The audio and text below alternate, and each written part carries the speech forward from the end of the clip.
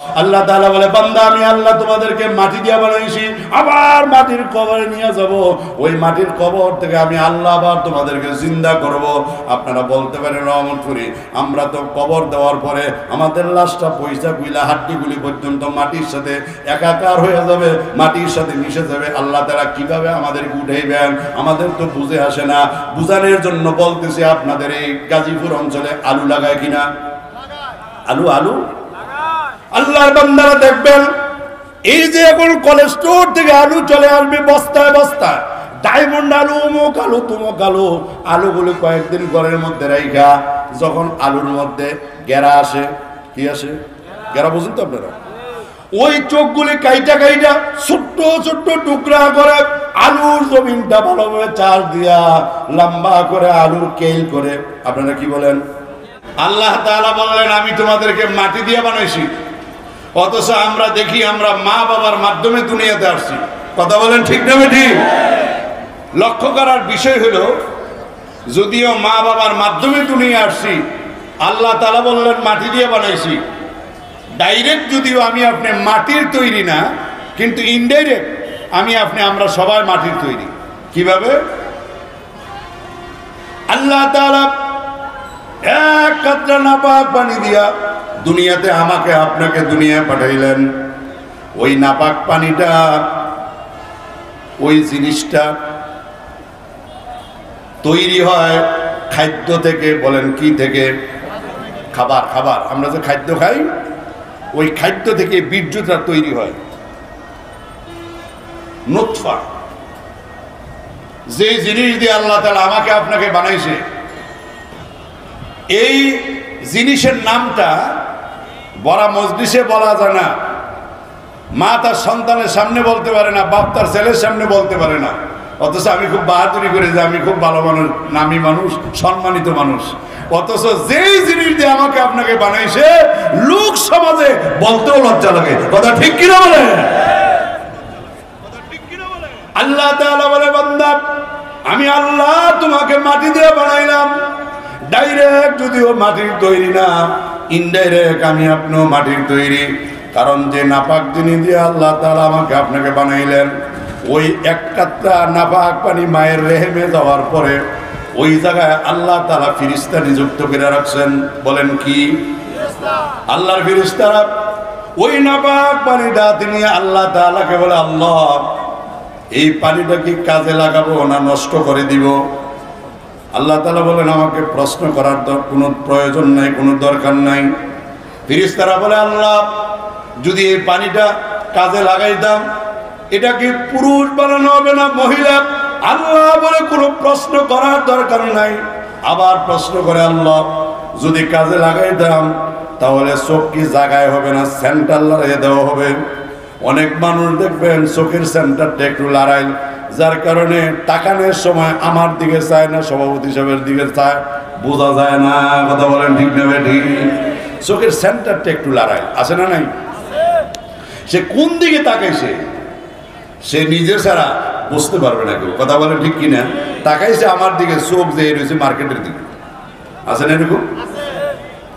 আল্লাহ তাআলাকে আবার প্রশ্ন করে, আল্লাহ এই নাপাক পানি যদি কাজে লাগাবো, আঙ্গুল কি 20টা হবে না 22টা হবে? আল্লাহ তাআলা বলে, প্রশ্ন করার কোনো প্রয়োজন নাই।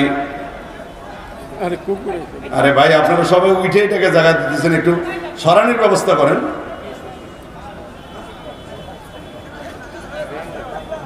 হ্যাঁ, বসে যান, বসেন।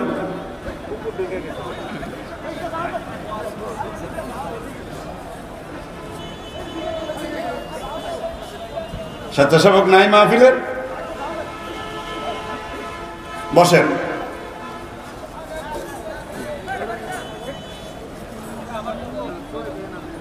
অসুবিধা হয় আপনাদের?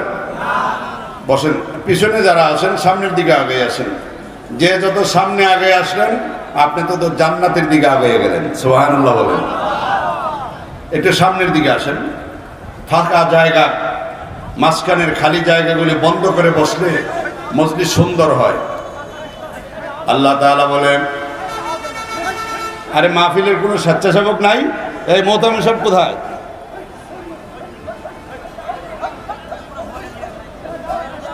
আল্লাহ তাআলা বলে, ও ফেরেশতারা, আমি আল্লাহ তাআলাকে জিজ্ঞেস করার কোনো প্রয়োজন নাই আঙ্গুল 20টা না 21টা না 22টা। অনেক মানুষ দেখবেন 22 আঙ্গুল আছে, দেখেন নাই জীবনে? অনেকের আবার 21 আঙ্গুল আছে, এদিক দিয়ে এই কান্না আঙ্গুলের এদিক দিয়ে একটা, আবার অনেকের এই বৃদ্ধাঙ্গুলের এদিক দিয়ে একটা আছে না? আল্লাহ তাআলা বলেন, ওয়াকুল্লা শাইইন আহসাইনাহু ফি ইমামিন মুবিন, ফি ইমামিন মুবিন আই ফি কিতাবিন মুবিন। আল্লাহ তাআলা বলে, ও ফেরেশতারা, আমি আল্লাহ তাআলা আমার বান্দা তার মায়ের রেহেমে আসার 50,000 বছর আগে আমি আল্লাহ তাআলা আমার বান্দার স্ট্রাকচার বানাইয়া, বডি বানাইয়া, তার কঙ্কাল বানাইয়া লৌহে মাহফুজ নামক বোর্ডের মধ্যে আমি আল্লাহ তার ছবি ঝুলিয়ে রাখছি। ওই জায়গায় দেখা দেখা বানাও, সুবহানাল্লাহ। আপনারা বলতে পারেন যে 50,000 বছর আগে বানায় কিভাবে? আপনাদের এই গাজীপুর শহরের দিকে নজর করলে দেখবেন এটা যে সম্ভব।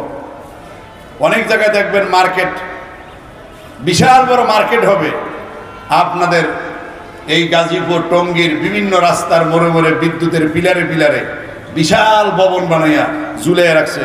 ফ্ল্যাট বিক্রি করা হবে, প্লট বিক্রি করা হবে, পজিশন বিক্রি করা হবে, দোকান বিক্রি করা হবে। এক আল্লাহর বান্দা চিন্তা করলো, মার্কেটটা তো খারাপ না, দেখে আসি যে জয়দেবপুর যেই ডাক নাম্বার দেওয়া আছে ওই ডাক নাম্বারে আইসা ক্রেতা নজর করে তাকাইয়া দেখে যেই জায়গায় বিল্ডিং এর নকশা নমুনা ঝুলে রাখছে ওই জায়গায় পানি আর কাদা ছাড়া কিচ্ছু নেই। কি কথা বলেন? ওইখানে একটা ইটও এখনো গাঁথা হয় নাই, কিন্তু 1 বছর 2 বছর 3 বছর 5 বছর আগে কমপ্লিট মার্কেটটা যে নকশার নমুনা হবে এইভাবে কমপ্লিট মার্কেট বানাইয়া রাস্তার মোড়ে মোড়ে ঝুলিয়ে রাখছে। আছে না নাই? আপনাদের এদিকে নাই মনে হয়? আছে না এরকম? আল্লাহর বান্দারা যখন ওই মালিক পক্ষ মার্কেট তৈরি করবে, বিশেষজ্ঞ রাজমিস্ত্রি আইনা ওই মার্কেটের নকশা নমুনাগুলি, কাগজগুলি, ইঞ্জিনিয়ারের দেওয়া নকশাগুলি তার হাতে দিয়ে বলে, এই নমুনায় করে তুমি মার্কেট বানাও। এখন যদি রাজমিস্ত্রি বলে, ভাই সিঁড়িটা কোন দিক দেওয়া হবে, কয়টা সিঁড়ি হবে, জানালা কয়টা হবে, দরজা কয়টা হবে, আপনি তখন বলবেন, ও বেটা রাজমিস্ত্রি, কাগজপত্র যা দিছিলাম ফেরত দাও। বলে, কেন দিব? কেন বললো না? তুমি কয় নাম্বারের রাজমিস্ত্রি, বুঝবার কোনো বাকি নাই। তুমি আমাকে প্রশ্ন করো, সিঁড়ি কয়টা হবে, দরজা কয়টা, জানালা কয়টা, প্রশ্ন আমাকে করো কেন? সবকিছু তো কাগজের মধ্যে, নকশার মধ্যে দেওয়া আছে। ওই জায়গায় দেখা দেখা রড সিমেন্ট না লাগাইবা। কথা বলেন ঠিক কিনা? আল্লাহ তাআলা বলে, আমি আল্লাহর একটা লৌহে মাহফুজ নামক বোর্ড আছে, ওই বোর্ডের মধ্যে আমি আল্লাহ তাআলা 50,000 বছর আগে প্রত্যেকটা মানুষের ছবি বানাইয়া, কঙ্কাল বানাইয়া, স্ট্রাকচার বানাইয়া ওই জায়গায় ঝুলিয়ে রাখছি। ও ফেরেশতারা, ওইখানে দেখা দেখা আমার বান্দা বানাও, সুবহানাল্লাহ। আল্লাহ তাআলা তারপরে বলে, বান্দা নাভিটা গঠন করার সময় নাভি জমিনের ওই জায়গা থেকে একটু মাটি নাভির সাথে মিশিয়ে দিবা। যেই জায়গায় মরণের পরে বান্দার কবর দেওয়া হবে, মরণের পরে বান্দার কি হবে, ওই কবরের জায়গা থেকে একটু মাটি তার নাভির সাথে মিশিয়ে দিবা।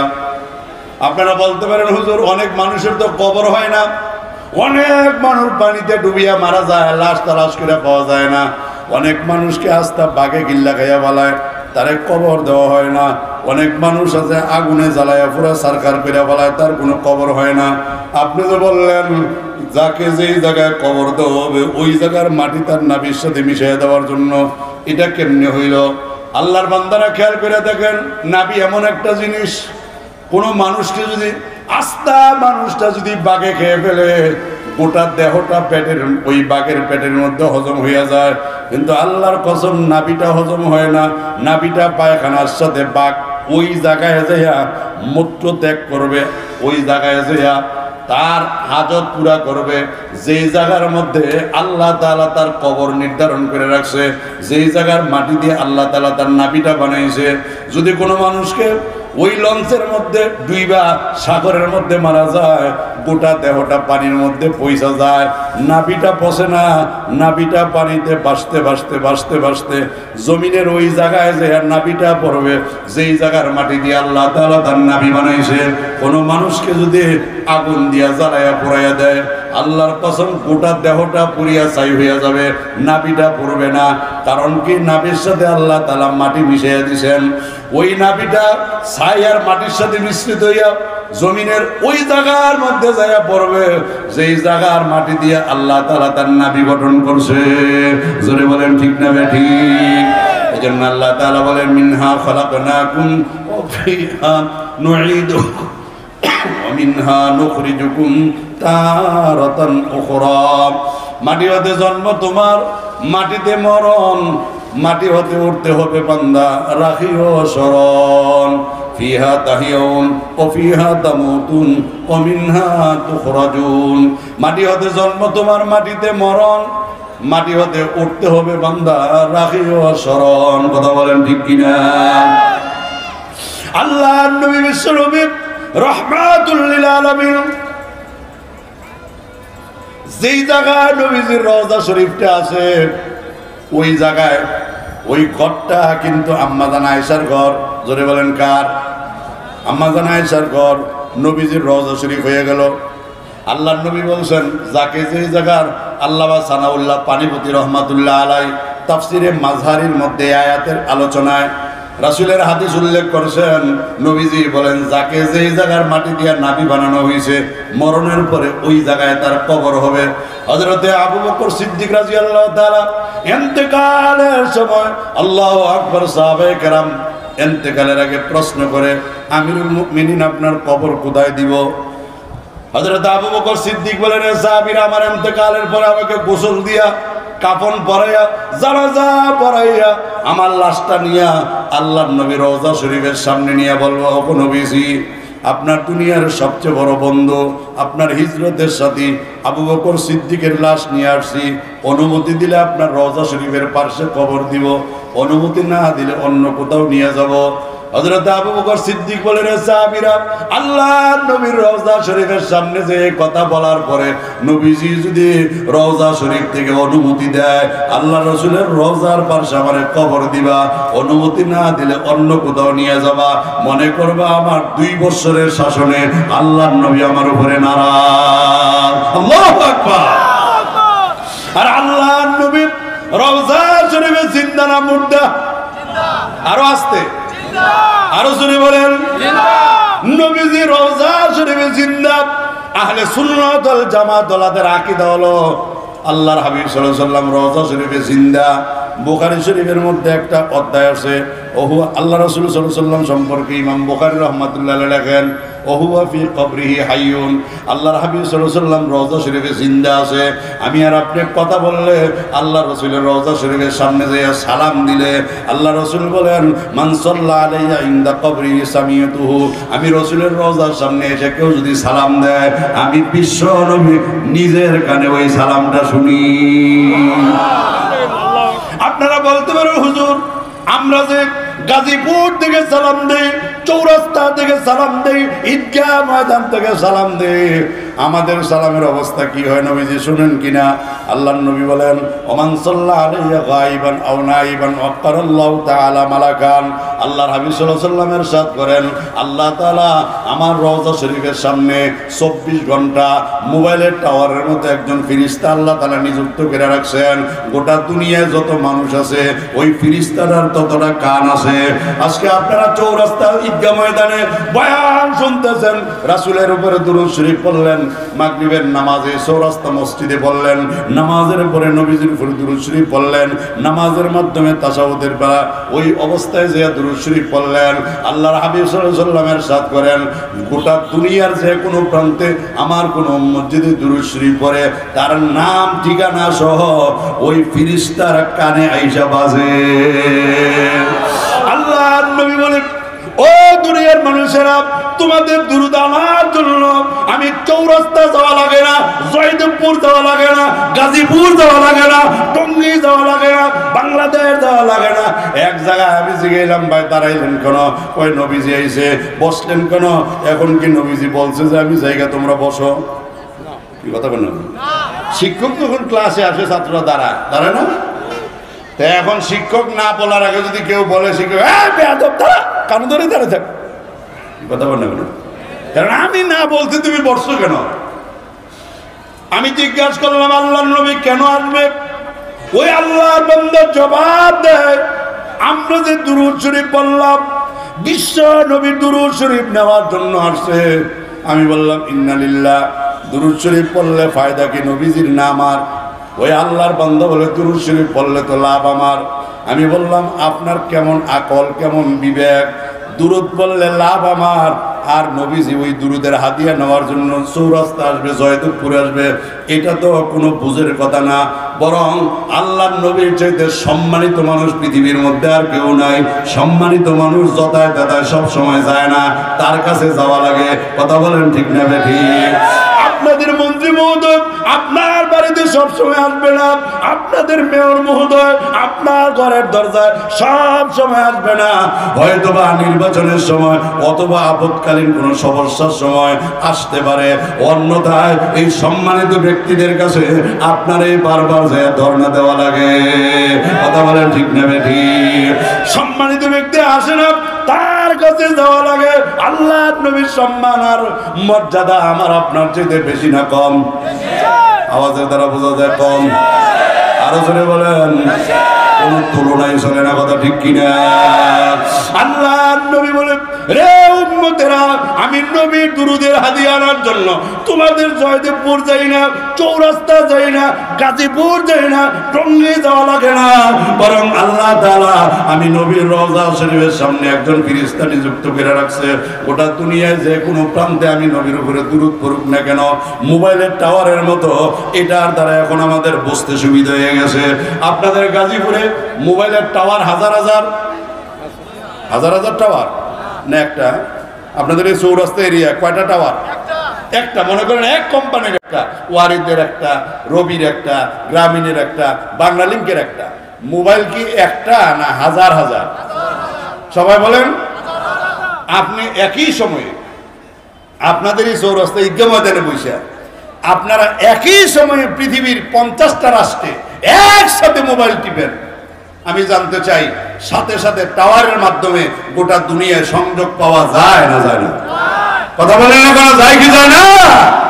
দুনিয়ার সামান্য মানুষের সামান্য মেধা দিয়া, সামান্য জ্ঞান দিয়া যদি মোবাইলের টাওয়ারের মাধ্যমে এমন সংযোগ দেওয়া যায়, একসাথে যদি 1 লক্ষ মানুষ মোবাইল টিপে 1 লক্ষ মানুষের সংযোগ পাওয়া যায়, ইজতেমার ময়দানে 10 লক্ষ মানুষ যদি মোবাইল টিপে ওইটার মধ্যে যদি 10 লক্ষর পাওয়ার দেওয়া থাকে, 10 লক্ষ মোবাইল একসাথে পৃথিবীর বিভিন্ন প্রান্তে মোবাইলের সংযোগ চলে যায়। চরমনের মাহফিলে যদি 30, 40, 50, 60 লক্ষ মানুষ থাকে, ওইটার মাধ্যমে যদি 60 লক্ষ ধারণ ক্ষমতার পাওয়ার দেওয়া থাকে, আল্লাহর কসম 1 মিনিটে যদি 60 লক্ষ মানুষ মোবাইলের সংযোগ দেয়, খোদার কসম একটা টাওয়ারের মাধ্যমে গোটা দুনিয়ার 60 লক্ষ মানুষের কাছে মেসেজটা যায় কি যায় না?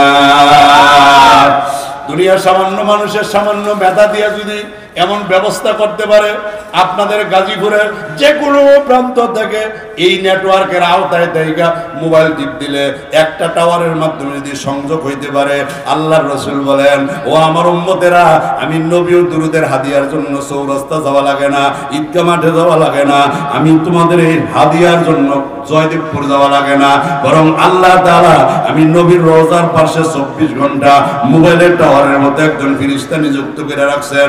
আমার কোন উম্মত পৃথিবীর যে কোনো বান্দে দুরূদ পড়ার সাথে সাথে ওই ফেরেশতার কানে যে আওয়াজ আসে, ওই ফেরেশতা নাম ঠিকানা সহকারে আমি নবীজির রওজায় হাদিয়া পৌঁছাইয়া দেয়। সুবহানাল্লাহ। আমি আপনাদের কাছে জানতে চাই, যারা বলে আল্লাহর নবী আসছে, আমি আপনাদের কাছে জানলাম, আপনারা এই জবাব দিলেন দুরূদ পড়লে লাভ, কিন্তু আমাদের না নবীজির? আরো জোরে। তো লাভ হলে আমরা নবী আইয়া নিত, এটা তো পাগলও বিশ্বাস করতে না। কথা বল ঠিক না বেটি? বরং নবীজি বলেন আমি আয়েশা নেওয়া না, আমার কাছে আল্লাহ পৌঁছায়। আল্লাহু আকবার। আল্লাহর নবী বিশ্ব নবী রাহমাতুল লিল আলামিন রওজা শরীফের পাশে আল্লাহু আকবার আবু বকর সিদ্দিক রাদিয়াল্লাহু তাআলা লাশটা নিয়া সাহাবায়ে কেরাম বলে, ওগো নবীজি আপনার হিজরতের সাথী, আপনার দুনিয়ার সবচেয়ে বড় বন্ধু আবু বকর সিদ্দিকের লাশ নিয়ে আসছি, অনুমতি দিলে আপনার রওজা শরীফের পাশে কবর দিয়ে দিব। আল্লাহু আকবার। এই কথা বলার সাথে সাথে রওজা শরীফ থেকে আওয়াজ আসলো, আদখিলুল হাবিবা ইলাল হাবিব। রে সাহাবীরা, প্রশ্ন করার কোনো দরকার নাই। আবু বকর সিদ্দিক এতদিন দুনিয়ার মুখে আমি নবীজির সাথী ছিল, শোয়া দাও এই মুহূর্ত থেকে আবু বকর সিদ্দিক আমি বিশ্ব নবীর রওজা শরীফের সাথী হয়ে যাবে। আল্লাহর নবী রওজা শরীফের পাশে নিয়া কথা বলতে দেরি, নবী গো অনুমতি দিলে কবর দিয়ে দিব আপনার ডাইন পাশে। আল্লাহ রাসূল সাল্লাল্লাহু আলাইহি সাল্লামের রওজা শরীফ থেকে সাথে সাথে আওয়াজ আসলো, আদখিলুল হাবিবা ইলাল হাবিব। ও সাহাবীরা, এতদিন আবু বকর সিদ্দিক আমার দুনিয়ার সাথী ছিল, শোয়া দাও এই মুহূর্ত থেকে আবু বকর সিদ্দিক আমার রওজা শরীফের সাথী হয়ে যাবে। সুবহানাল্লাহ। আর আল্লাহর নবী বলছেন যে আমি আবু বকর এবং উমর এই তিনজনকে আল্লাহ তাআলা এক জায়গার মাটি দিয়ে বানাইছে। আরো আসতে বলেন সুবহানাল্লাহ। যার কারণে দেখেন গড়টা হলো মা আয়েশার, গড়টা কার? যেখানে নবীজির রওজা শরীফ, গড় আম্মা জান আয়েশা, কিন্তু কবরের জায়গা পায় নাই। জায়গা পেয়ে গেল আবু বকর, জায়গা পেয়ে গেল উমর। কারণটা কি? ওই যে আল্লাহর নবী বলছে আল্লাহ যাকে যে জায়গার মাটি দিয়া তার নাভি গঠন করছে, আল্লাহ তাআলা তাকে ওই জায়গায় কবর দিয়ে দিবেন। হযরত আবু বকর সিদ্দিক তো শুয়ে গেলেন, বাকি রয়ে গেলেন উমর। বাকি রইলেন কে? আরো জোরে কোন? খলিফাতুল মুসলিমিন উমর রাদিয়াল্লাহু তাআলা নামাজ পড়াইতেছিলেন। উমরের ঘাতক বর্ষা লুকাইয়া নামাজে কাতারে দাঁড়ায় গেছে, নামাজ পড়ার জন্য কিন্তু দাঁড়ান নাই। কথা বলেন ঠিক না বেঠিক? এই মাহফিলের চতুর্দিকে হয়তো বা গোয়েন্দা থাকতে পারে, এনএসআই থাকতে পারে, সরকারের গোয়েন্দা বিভাগের লোক থাকতে পারে। এরা বয়ান শোনার জন্য আসে নাই, বক্তা কি করে এটা রেকর্ড কইরা সাইজ করণের জন্য এসে কথা বলেন। আর আপনাদের মধ্যেও কিছু আছে রহমতপুরের ওয়াজ শুনতাম না, রহমতপুরের কোন কথা দিয়া আটকানো যায়, সমালোচনার জোর তোলা যায়, ইউটিউবে জোর তোলা যায়, ব্যবসা চাঙ্গা হয়, এমন 1-1.5 মিনিটের বক্তব্য দিয়া রহমতপুরের 12টা বাজায় দেব। আছে না? আজকে ইউটিউব চ্যানেল, রাগ করবেন না চ্যানেল ওলারা, আপনারা 1.5 ঘন্টার বয়ান দিবেন, 1 ঘন্টার বয়ান দিবেন, আপনারা 1 মিনিট 1.5 মিনিটের বয়ান দিয়া ওলামায়ে কেরামকে গালি খাওয়ান। এই ব্যবসা তো চিরদিন থাকবে না, মরলেই তো শেষ। কথা বলেন ঠিক না ঠিক? আওয়াজ দেবেন, কথা ঠিক না ঠিক? কিছুদিন আগে নায়েবে আমিরুল মুজাহিদিন শাইখে চরমনায় আল্লামা মুফতি সৈয়দ মোহাম্মদ ফয়জুল করিম, ওনার মতো এত বড় বিজ্ঞ একজন রাজনীতিবিদ, ওনার মতো একজন শাইখুল হাদিস, ওনার মতো এত ভালো একজন আমলওয়ালা ব্যক্তি, যিনি কথা প্রসঙ্গে হযরত ইয়াজিদ বলে ফেললেন, পরের জমায় ওজাহাত করলেন যে আমি ইয়াজিদকে সম্মান দেওয়ার জন্য বলি নাই, বরং আমার তালাক্কুল হয়ে গেছে, আমার সফকতে লিসান হয়ে গেছে, আমার মুখ দিয়ে নিজের অনিচ্ছা সত্ত্বে শব্দটা বের হয়ে গেছে, আমি তাকে সম্মান দেওয়ার জন্য বলি নাই। কিন্তু তারপরও দেখা গেল ইউটিউবে ঝড় চলছে, ব্যবসা চাঙ্গা হয়ে গেছে। ওই মিডিয়া বলা একদম অসাধু মানুষের, চরিত্রহীন লম্পট মানুষগুলি, যারা উলামায়ে কেরামের চরিত্র নষ্ট করার চেষ্টা করে, ঠিক কিনা বলে? যারা উলামায়ে কেরামের চরিত্র নষ্ট করে ব্যবসার দান্দা করে, এরা ফতুয়া দিয়ে দিল শাইখে চরমনায় কাফের হয়ে গেছে। আরো আসতে বলেন নাউজুবিল্লাহ। হুজুর পরের জন্য ওজাহাত করলেন যে আমি ওনাকে সম্মান দেওয়ার জন্য বলি নাই, বরং অনিচ্ছা সত্ত্বে শব্দটা বের হয়ে গেছে। এরপরে কি ফতুয়া দেওয়ার আর কোনো সুযোগ আছে? জোরে বলেন না, কোনো আসে? কিন্তু তারপরও দেখা গেল আমাদের মতো ওলামায়ে কেরামের মধ্য থেকে কিছু ওলামায়ে কেরাম, আমি নিজে শুনলাম, ইউটিউবে দেখলাম, ফতুয়া দিয়ে দিছে শাইখে চরমনায় কাফের হয়ে গেছে। ওনার দৃষ্টিতে আবার সারসিনার পিসাব কাফের, উজানির পিসাব কাফের, চরমনার পিসাব কাফের, কুয়াকাটার হুজুর কাফের, মিজানুর রহমান আজহারী সাহেব কাফের, তারেক মনোয়ার সাহেব কাফের। আমার মনে হয় ওনার চোখে মনে একটা কালো চশমা লাগানো আছে। গোটা দুনিয়া যেমন কালো চশমা লাগাইলে গোটা দুনিয়া কালো দেখা যায়, উনিও মনে হয় কাফের না, ঠিক কিনা বলে? আছে না? অনেক আছে।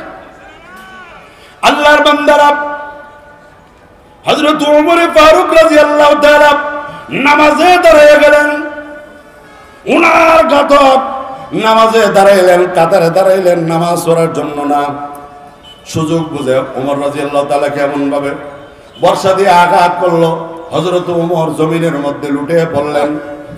পিছন দিক থেকে একজন সাহাবীকে টান দিয়া হযরত ওমর বলে, নামাজ চালায়া যাও, আমি ওমর বিদায় হয়ে যাইতে পারে কিন্তু জামাত বন্ধ করা যাবে না।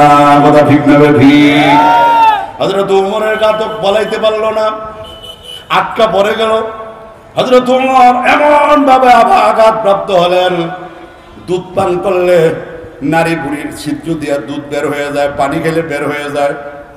হযরত ওমর এভাবে যখন ওনার মরণের সময় গণে আসলো, আল্লাহু আকবার, এমন ওমর যে ওমরের ইশারায় আল্লাহু আকবার, যে ওমরের মর্জি মতো আল্লাহ তাআলা কোরআনুল কারীমের 21 জায়গায় আয়াত নাযিল করছে, যার জিহ্বাটাকে মেজাজে ওহির জিহ্বা বলা হয়। কথা বলেন ঠিক না ঠিক?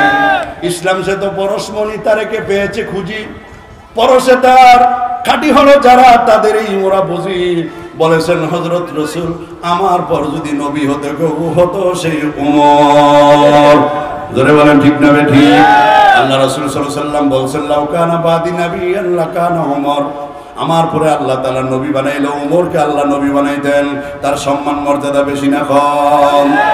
ওই ওমর ফারুক রাদিয়াল্লাহু তাআলা লম্বা ঘটনা, ইন্তেকালের পূর্বে আব্দুল্লাহ ইবনে ওমর রাদিয়াল্লাহু তাআলাকে পাঠাইলেন, রে আব্দুল্লাহ যাও মা আয়েশার কাছে যাইয়া বলো, নবীজির রওজা শরীফের পাশে একটা কবরের জায়গা খালি আছে।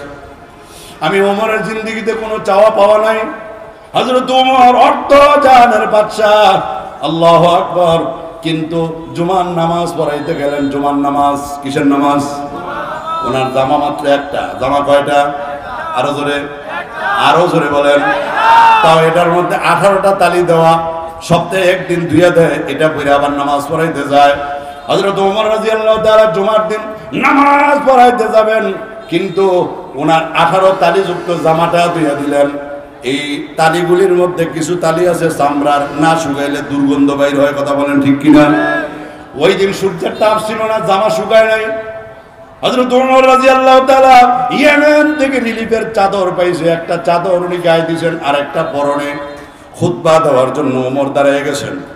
এক আল্লাহর বান্দা যুবক দাঁড়ায় বলে, ওমর খুতবা পরে দিয়ে আগে আমার প্রশ্নের জবাব দেন। যদি প্রশ্নের জবাব দিতে না পারেন, আপনাকে মানা তো দূরের কথা, এই তরবারি দিয়া ফয়সালা হয়ে যাবে। সুবহানাল্লাহ। ওমরের মতো ব্যক্তিকে বলতেছে। আর আপনি যদি কোনো কাউন্সিলর এই কথা করেন, কাউন্সিলর সব দাঁড়ান, আগে আমার প্রশ্নের জবাব দেন, তারপরে সামনে গাড়ি নিয়ে যাইয়েন, এই কথা কইলে আপনার লাশও মনে হয় পিছিয়ে রবে। আর কোন মোল্লা মৌলভী যদি কয়, তাহলে এই মৌলভীর কবরে দেওয়ান ছাড়ার উপায় নাই। কথা বলেন ঠিক কিনা? বালা কথা কই ঠিকুন জানা। হযরত ওমর বলে, রে যুবক, তোমার কি প্রশ্ন বলো? ওই যুবক দাঁড়ায় বলে, আমিরুল মুমিনিন খলিফা ওমর, ইয়েমেন থেকে যে রিলিফের চাদর আসলো, আমরা একটা করে চাদর পাইলাম, আপনিও তো একটাই পাইলেন। আল্লাহু আকবার। জনগণও রিলিফ করেন না, যিনি প্রেসিডেন্ট উনিও রিলিফ করেন না। হযরত ওমরকে প্রশ্ন করে, ওমর চাদর তো আপনিও একটা পাইলেন, আমরাও একটা পাইলাম। ও ওমর, আপনার পরনের 2টা চাদর দেখা যায়, একটা পরনে আর একটা আপনার গায়ে।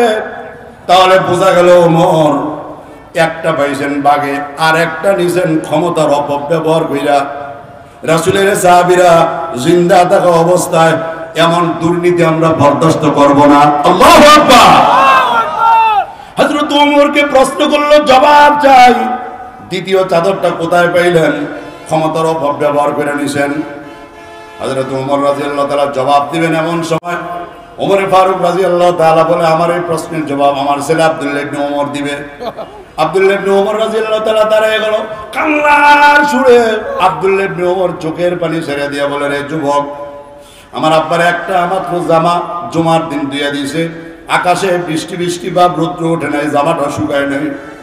এত বড় খলিফাতুল মুসলিমিন খালি গায়ে নামাজ পড়াবে কিভাবে? এজন্য আমার আব্বার গায়ের মধ্যে যে চাদরটা দেখো, এটা আমি আব্দুল্লাহ ইবনে ওমর যে আমার বাগে পাইছিলাম। গায়েরটা আমার বাগের, আমার অংশেরটা, পরনেরটা আমার আব্বার অংশেরটা, উনি যে বাগে পাইছেন ওইটা। গায়েরটা আমার, পরনেরটা আমার বাবার। যুবকটা এবার ডাক দিয়ে বলে, খলিফা ওমর, এবার আপনি যা বলেন তাই শুনবো, আমরা সন্তুষ্ট হয়ে গেছি।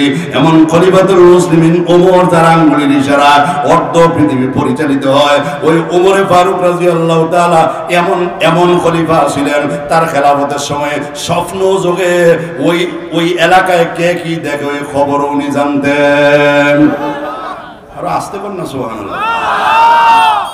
এখন ওমর রাদিয়াল্লাহু তাআলা বলে, আব্দুল্লাহ ইবনে ওমর যাও, মার কাছে যাই বলো কবরের কিনারায় একটা কবরের জায়গা আছে রাসূলের রওজার পাশে, ওই জায়গাটা আমি ওমর চাই। লম্বা ঘটনা। আব্দুল্লাহ ইবনে ওমর যে বলে, মা আমার আব্বা খলিফা ওমর পাঠাইছে, নবীজির রওজা শরীফের পাশে যে একটা কবরের জায়গা আছে, আমার আব্বা ওই কবরের জায়গাটা চায়, আপনি ওই জায়গাটা ছেড়ে দেন। আম্মা জান আয়েশা ডাক দিয়ে বলেন, আরে আব্দুল্লাহ, গোটা দুনিয়া দিতে পারি, গোটা দুনিয়া দিতে পারি, কিন্তু ওই জায়গাটা আমি দিব না, কারণ রাসূলের রওজা শরীফের পাশের জায়গাটা তো জান্নাতের একটা টুকরা। কথা ঠিক না বেঠি?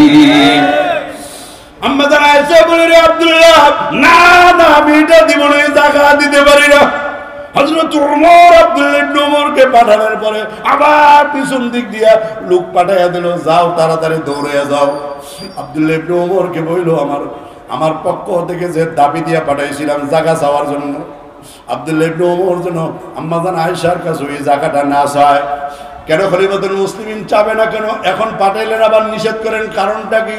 খলিফা ওমর ডাক দিয়ে বলে, রে সাহাবীরা, আমি তো এখনো পাওয়ারে আছি, এখনো ক্ষমতায় আছি, ক্ষমতায় দেখা আরেকজনের জায়গা চাওয়া এটা জবরদখল। কিয়ামতের ময়দানে আল্লাহ যদি বলে, রে ওমর, ক্ষমতায় দেখা আরেকজনের জায়গা কেন, সেটা জবাব দাও। আমি ওমর জবাব দিতে পারবো না, দৌড়ে যাও। আব্দুল্লাহ ইবনে ওমরকে বলো, জায়গা যেন না চায়, আমার জায়গার কোনো প্রয়োজন নাই। লম্বা ঘটনা। ওমরে ফারুক রাদিয়াল্লাহু তাআলার ছেলে আব্দুল্লাহ ইবনে ওমর আম্মা জান আয়েশার কাছে যখন বললেন, আম্মা জান আয়েশা বলে, না রে আব্দুল্লাহ, জায়গা দিতে পারি না, গোটা দুনিয়া দিব, ওই জায়গাটা আমি দিব না। আব্দুল্লাহ ইবনে ওমর কাঁদতে কাঁদতে বাড়ির দিকে রওনা। আবার কিছুক্ষণ পরে আম্মা জান আয়েশা তারে ডাকলেন, যাও আব্দুল্লাহ ইবনে ওমরকে ডাইকা নিয়ে আসো। আসার পরে আব্দুল্লাহ ইবনে ওমর ডাক দিয়ে বলে, ও মা, কিছুক্ষণ আগে বিদায় করলেন, আবার ডাকলেন কেন, কারণটা কি? আম্মা জান আয়েশা বলে, কারণটা হলো আমি তো উম্মতের জননী, ঠিক কিনা বলেন? নবীর স্ত্রী আমাদের কি মা, জোরে বলেন কি? আল্লাহ তাআলা বলে, ও দুনিয়ার মানুষেরা, ওয়া আজওয়াজুহুম উম্মাহাতুহুম, নবীর পবিত্র স্ত্রীগণ তোমাদের মা। আম্মা জান আয়েশা বলে, সন্তান যখন মায়ের কাছে কোনো জিনিস চায়, যত দামি জিনিস হোক না কেন, মা সন্তানকে না দিয়া পারে না। হাসরের ময়দানে আল্লাহর নবী যদি বলে, আয়েশা, তোমার কাছে মা হিসাবে সন্তান তোমার কাছে একটু কবরের জায়গা চাইছিল, দিলা না কেন? আমি আটকাইয়া যাব, আমি ধরা খাইয়া যাব। এই জন্য রে আব্দুল্লাহ ইবনে ওমর, আমি আমার দাবিটা ছেড়ে দিলাম, জায়গাটা তোর আব্বা খলিফা ওমরের জন্য দিয়া দিলাম। সুবহানাল্লাহ। আল্লাহ তাআলা বলে, ও দুনিয়ার মানুষেরা, আমি আল্লাহ জানায়া দিলাম, মিনহা খলাকনাকুম। পারেন না আপনারা? আয়াত পড়েন আমার সাথে, মিনহা খলাকনাকুম ওয়া ফিহা নুঈদুকুম ওয়া মিনহা নুখরিজুকুম তারাতান উখরা। আল্লাহ তাআলা বলে, বান্দা, আমি আল্লাহ তোমাদেরকে মাটি দিয়ে বানাইছি, আবার মাটির কবরে নিয়ে যাব, ওই মাটির কবর থেকে আমি আল্লাহ আবার তোমাদেরকে জিন্দা করব। আপনারা বলতে পারেন, রহমতপুরি, আমরা তো কবর দেওয়ার পরে আমাদের লাশটা পয়সা কুইলা হাড্ডিগুলি পর্যন্ত মাটির সাথে একাকার হয়ে যাবে, মাটির সাথে মিশে যাবে, আল্লাহ তাআলা কিভাবে আমাদেরকে উঠাইবেন আমাদের তো বুঝে আসে না। বুঝানোর জন্য বলতেছি, আপনাদের এই গাজীপুর অঞ্চলে আলু লাগায় কিনা? আলু আল্লাহর বান্দারা দেখবেন, এই যে এখন কলেজ স্টোর থেকে আলু চলে আসবে বস্তায় বস্তায়, ডায়মন্ড আলু, অমুক আলু, তুমুক আলু। আলুগুলো কয়েকদিন ঘরের মধ্যে রাইখা, যখন আলুর মধ্যে গেরা আসে, কি আসে? গেরা বুঝেন তো আপনারা? ওই চোখগুলি কাইটা কাইটা ছোট্ট ছোট্ট টুকরা করে আলুর জমিনটা ভালোভাবে চাষ দিয়া লম্বা করে আলুর কেল করে, আপনারা কি বলেন? কেল বলেননি? কেল করে একটা একটা করে আলু দেয়, দিয়ে দুই দিকের মাটি চাপা দিয়ে দেয়। দেখছেন কিনা? এটা আলুর খেয়ে আমরা বলবো এটা আলুর কবর। জোরে বলেন কি? আপনি 10 দিন 15 দিন পরে আলুর জমিনে যাবেন, আল্লাহর বান্দারা লক্ষ্য করলে দেখবেন প্রত্যেকটা আলুগুলি নষ্ট হয়ে গেল, বরং সব জমিনের মালিক বলে আলহামদুলিল্লাহ আমার সবগুলি আলু কাজে লেগে গেছে। কথা বলেন ঠিক কিনা? নিচের আলুটা আনলে এটা মাটির সাথে মিশে গেছে, ঠিক না ঠিক? আবার মাঝে মধ্যে দুই একটা আলু দেখা যায়, যেভাবে লাগাইছে আলুটা ওইভাবে দেখা যায়। জমিনের মধ্যে দুই একজন আল্লাহ মোহাব্বতের বান্দা, মোহাব্বতের প্রিয় জাকিরিন শাকিরিন বান্দা দেখা যায় 50 বছর আগে কবর দিছে, 40 বছর আগে কবর দিছে। এই গত বছর আমি মাহফিলে গেলাম, কুড়িগ্রাম ইজতেমা, চরমনের মাহফিলের পরে বাংলার জমিনের সবচেয়ে বড় মাহফিল হলো ওই কুড়িগ্রামের ইজতেমা। এটা কুড়িগ্রাম ইজতেমা নামে পরিচিত। লক্ষ লক্ষ মানুষ। আমার বড় ভাই হাফেজ মাওলানা শাহজাহান রহমতুল্লাহ চিনেন তো আপনারা? গাজীপুরের মানুষ চিনেন না? আমার বড় ভাই এবং ওস্তাদ, আমার ভাইজানের সাথে কুড়িগ্রামের এক লোক আসছে, কোনাবাড়িতে থাকে উনি, ওই অঞ্চলের। ওই কুড়িগ্রাম ফজলুল উলুম মাদ্রাসা, যেখানে এই লক্ষ লক্ষ মানুষ নিয়ে 3 দিনের মাহফিল হয়, ওই মাদ্রাসার মাঠের এক প্রান্তে গুগু মুন্সির কবর। বলেন কার? গুগু মুন্সি, যিনি মারা যাওয়ার 33 বছর পরও তার কাফনের কাপড়টা সহ লাশটা তাজা পাওয়া গেছে। সুবহানাল্লাহ বলবেন না? গুগু মুন্সি, আর নাম গুগু মুন্সি না, না বলে বসিরউদ্দিন মুন্সি, কিন্তু হাঁটতে চলতে ফিরতে সব সময় হাঁটতেছে আল্লাহ আল্লাহ আল্লাহ আল্লাহ আল্লাহ। রাস্তা দিয়ে যাইতেছে, আল্লাহর বান্দা জিকির করে সুবহানাল্লাহ সুবহানাল্লাহ সুবহানাল্লাহ আলহামদুলিল্লাহ আলহামদুলিল্লাহ। আল্লাহর বান্দা জিকির করে লা ইলাহা ইল্লাল্লাহ লা ইলাহা ইল্লাল্লাহ। আল্লাহ আল্লাহ শব্দ তার মুখের মধ্যে থাকে। গুগু পাখি যেভাবে সব সময় করতে থাকে, আল্লাহর বান্দা ওইভাবে আল্লাহর নামের জিকির করতে থাকে। এলাকার লোকেরা বসিরউদ্দিন মুন্সি নাম বাদ দিয়া তার নাম দিয়া ফেলাইছে গুগু মুন্সি। এরকম ওই দুই একটা আলু যেমন পচে না, জেতা দেখা যায়, কিন্তু আল্লাহর কসম ওই আলুটা যদি 10 বছরও মাটির নিচে থাকে, ওই আলুটা কিন্তু খাওয়া যায় না, ভালো লাগে না, মজা লাগে না। যদি আপনি খাওয়ার জন্য নিয়ত করে সিদ্ধ করেন, হয়তো সিদ্ধ হবে না, সিদ্ধ হইলেও মুখে দিলে দেখবেন বেতাল, এটা মজা লাগে না, ফালাই দেওয়া ছাড়া আর কোনো কাজে লাগে না। কথা ঠিক না ঠিক? আল্লাহ তাআলা বুঝা বান্দা, তোমার আল্লাহ যখন কবরের মধ্যে দিয়ে দেওয়া হবে আলুর লতের আলুর মতো, তুমি 1 মাস 2 মাস 3 মাস 2.5 মাস 3 মাস পরে যখন আলু তুলো, আলু যখন উঠাও, তখন আলুর লতে ধরে টান দাও। লত বলেন না আপনারা? আলুর গাছের মধ্যে ধরে টান দাও, দেখবা একটা গাছের সাথে 10টা 15টা 20টা 5টা 7টা করে আলু জুমটা বাইন্দা বাইন্দা উঠে। কথা ঠিক না বেঠি? আলু লাগাইছিলেন কয়টা? একটাও না। একটা আলুর 10 ভাগের অথবা 15 ভাগের 1 ভাগ লাগাইছেন। ওই একটা আলুর জানটা উপরে বাইর হয়েছে, আলুর বডিটা নিচে পয়সা গেছে, ওই জানটা বাইর হয়ে এটা গাছ হইয়া ওই বডিটার মধ্যে 15টা 20টা আলু লকটান দেওয়ার পরে, গাছটান দেওয়ার পরে জুমটা বাইদা উঠলো। আল্লাহ তাআলা বলে বান্দা, তুমিও মানুষ, আমি আল্লাহর একটা ফসল। তুমি যখন জয়দেবপুর চৌরাস্তায় মারা যাবা, তুমি যখন আল্লাহু আকবার টঙ্গিতে মারা যাবা, তুমি যখন কোনাবাড়ি মারা যাবা, তোমার লাশ কোনাবাড়ি জয়দেবপুর চৌরাস্তা গাজীপুরের কবরস্থানে শোয়া দিবে। ও বান্দা, আলুটা যেমন ওই মাটির নিচে পয়সা গেল, আলুর জানটা যেমন উপরে বাইরে গেল, বান্দারে তোমার মরণের পরে তোমার রূহটা আমি আল্লাহর কাছে জমা হয়ে যায়, তোমার বডিটা গাজীপুরের কবরস্থানে দাফন করা হয়। আলুটা যেমন মাটির নিচে পচে গলে শেষ হয়ে গেল, তোমার বডিটা জয়দেবপুরের জমিনে, চৌরাস্তার জমিনে, কবরস্থানের মধ্যে লাশটা পয়সা মাটির সাথে মিশে যাবে। ঠিক কিনা বলে?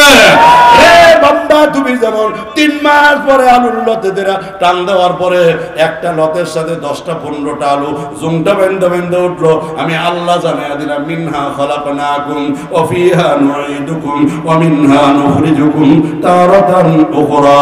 আমি আল্লাহ তোর কবরের মধ্যে আলুর লতের মতো কইরা ইসরাফিল দ্বিতীয়বার সিংহায় ফু দেওয়ার পরে জয়দেবপুরের এক একটা কবরে, ওই গাজীপুরের এক একটা কবরে, কোনাবাড়ির এক একটা কবরস্থানের মধ্যে আলুর লতের মতো কইরা কবরের মধ্যে যখন আমি আল্লাহ লতের মতো দুইটা টান দিব, ওই কবরস্থানে যত লাশ দাফন করা হয়েছে, যত হাজার আর যত লাশ আছে, সবগুলি লাশ আলোর মতো ঝুমটা বেন্দা আমি আল্লাহ সামনে দাঁড়ায় যাবে।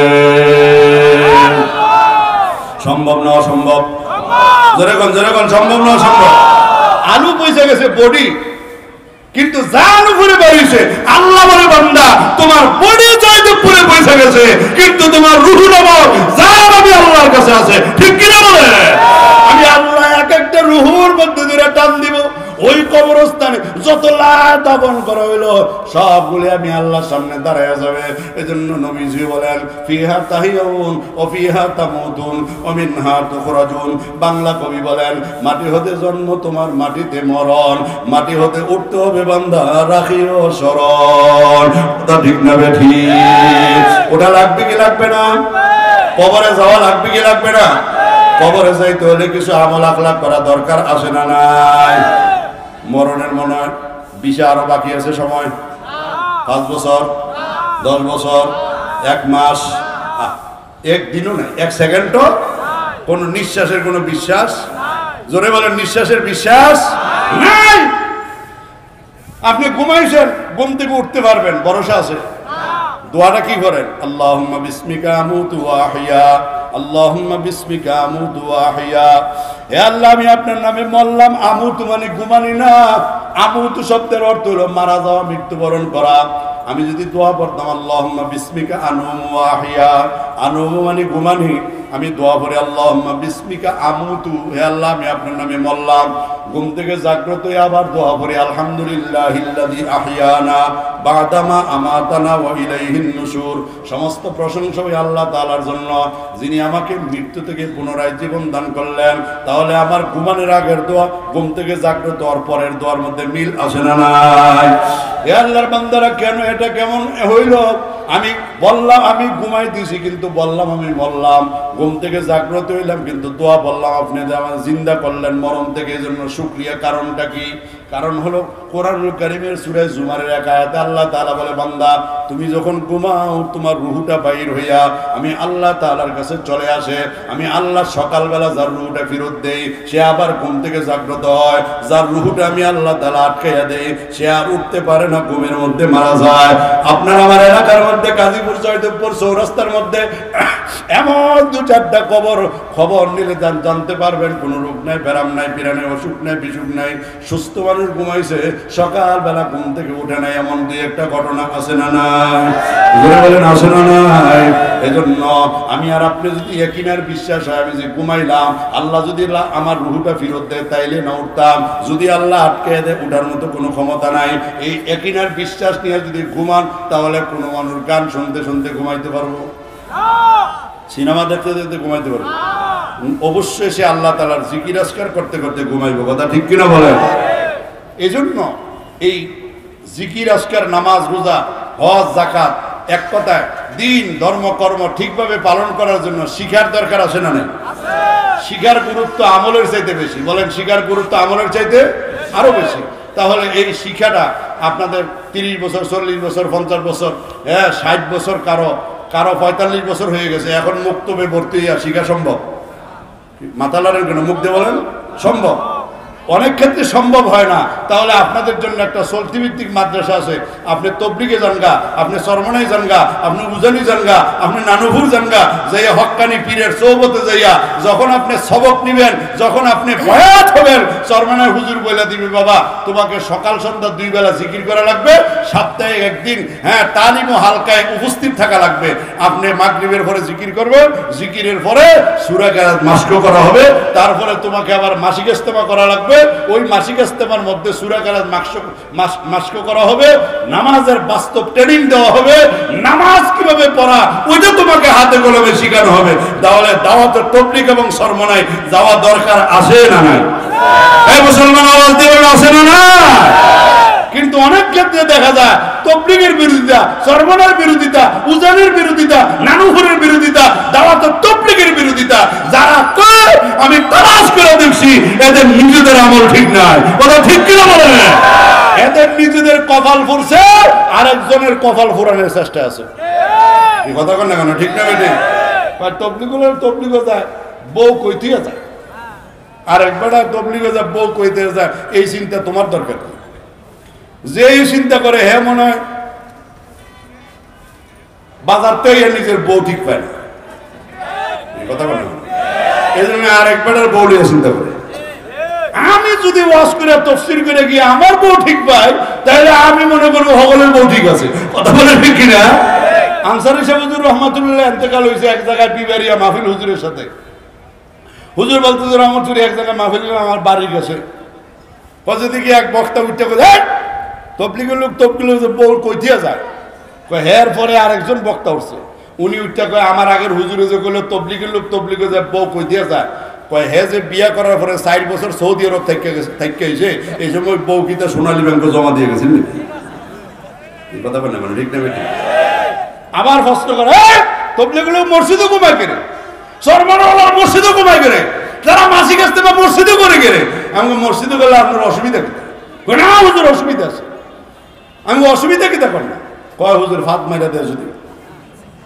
কেমন খবিস দেখেন। আমি বললাম ভাই আপনাদের এলাকার মানুষ এতেকাফ করেনি? কহা হুজুর করে। আমাকে বাড়িতে করে? কয় না মসজিদে করে।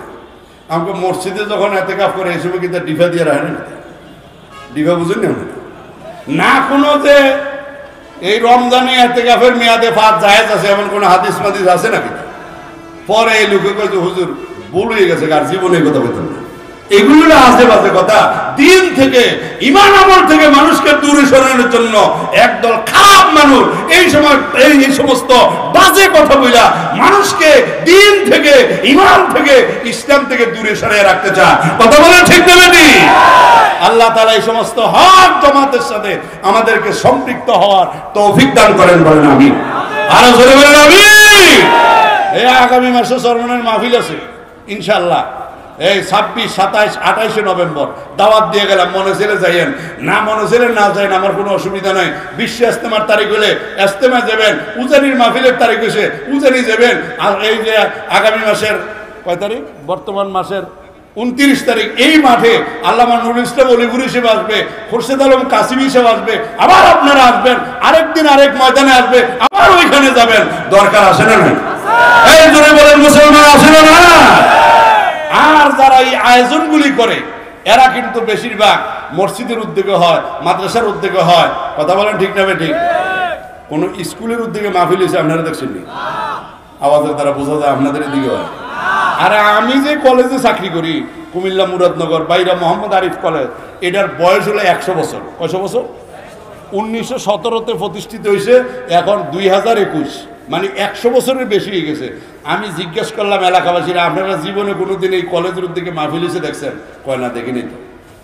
তার মানে স্কুল কলেজ ইউনিভার্সিটি এগুলি মাহফিল তো করে না, পারলে মাহফিলের লেগে আরো বাধা দেয়। স্কুলের মাঠ ব্যবহার করতে দেয় না, ইউনিভার্সিটির আঙ্গিনায় মাহফিল দূরের কথা টুপি আর পাঞ্জাবি ফাঁকরি হয়ে গেলে জঙ্গিবাদের ভয়তে এরা মিছিল করা শুরু করে দেয়। কথা বলে ঠিক কিনা? তাহলে আজকে মাদ্রাসাগুলোর উদ্যোগে মাহফিল হয়। আজকে জামিয়া ইসলামিয়া মহিলা মাদ্রাসা আমার ভাইজান অনেক কষ্ট করে মাদ্রাসা চালান, আলহামদুলিল্লাহ। আমি গত বছর মাহফিলে আসছিলাম, ওই যে 10 তলা গার্মেন্টসের পাশে মন্ত্রী মহোদয় ছিলেন, উনি তখনও সহযোগিতা করছেন, অনেক মানুষ অনেক সহযোগিতা করছে, আলহামদুলিল্লাহ। 10 জনের সাহায্য সহযোগিতায় এই দ্বীনি প্রতিষ্ঠানগুলি চলতেছে। আল্লাহ রাসূল বলেন সহযোগিতা করলে লাভ কি? মানুষ যখন মারা যায় সব নেক কাজের দরজা বন্ধ হয়ে যায়, ইল্লা মিন সালাসাতিন, 3টা নেক কাজের সব চলতে থাকে, ইল্লা মিন সাদাকাতিন জারিয়াতিন। 1 নাম্বার হলো সদকা জারিয়া। এই মাদ্রাসা করা, মসজিদ করা, মক্তব করা, রাস্তা করা, পুল করা, ব্রিজ করা, কালভার্ট করা, এই সমস্ত সদকা জারিয়ার কাজ যারা কইরা যাবে এরা মারা যাওয়ার পরও এই মাদ্রাসা করার কারণে এটার সওয়াব কিয়ামত পর্যন্ত চলতে থাকে। আরো আসতে বলেন সুবহানাল্লাহ। কিন্তু আমি এই দেশে এমন একটা বড় ধনাঢ্য ব্যক্তি দেখলাম না, বাওয়াল বদরে আলম বিশ্ববিদ্যালয় কলেজের মতো বিশাল একটা এরিয়া দিয়া একটা মাদ্রাসা করে দিয়ে গেছে। ঢাকা ইউনিভার্সিটির মতো একরে একরে জায়গা দিয়া একটা মাদ্রাসা করে দিয়ে গেছে। আমি ধিক্কার জানাই, আমি নিন্দা জানাই ওই সমস্ত বড় লোকের পয়সাওয়ালাদেরকে যারা কলেজ আর ইউনিভার্সিটি করে ওই ধরনের প্রতিষ্ঠানের মতো বিশাল আয়তন নিয়ে একটা মাদ্রাসা যারা করতে পারে না। আমি মনে করি তাদের শিক্ষার মধ্যে অনেক অপূর্ণতা আছে। কথা ঠিক কিনা বলে? কথা সত্য না মিথ্যা?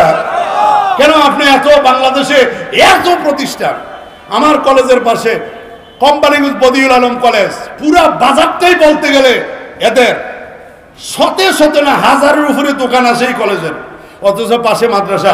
ভবন তোলার মতো দাখিল মাদ্রাসা জায়গা নেই, ভবন তোলার মতো জায়গা নাই মিয়া। অথচ হাজী আবুল হাসেম সাহেব 21 পদক পাইছে, ভালো মানুষই, বাংলাদেশে অনেক শিক্ষা প্রতিষ্ঠান করছে, 2-1টা আলিয়া মাদ্রাসাও করছে, একটা কওমি মাদ্রাসাও করছে। আমি একদিন বললাম, উনি এখন বয়োবৃদ্ধ, অসুস্থ, বিছানায় শায়িত। আমি বললাম, এই Companiganj Badiul Alam high school, Companiganj Badiul Alam college, এটার মতো কইরা বিশাল আয়তন নিয়া একটা মাদ্রাসা কেন করলেন না? আল্লাহ যদি প্রশ্ন করে, খোদার কথা আপনি জবাব দিতে পারবেন না, ঠিক কিনা বলেন? কি কথা ঠিক না? ঠিক। আজকে আপনাদের পায়ে ধরে একটা অনুরোধ আমার থাকবে, বিভিন্ন জায়গায় প্রাইভেট মাদ্রাসা হয়, অনেক ধনাঢ্য ব্যক্তি আছে, ইচ্ছা করলে ওই মাদ্রাসার জন্য 5 কাঠা জায়গা কিনা দিতে পারে, 10 কাঠা জায়গা কিনা দিতে পারে, নিজের সম্পদ থেকে একটু জায়গা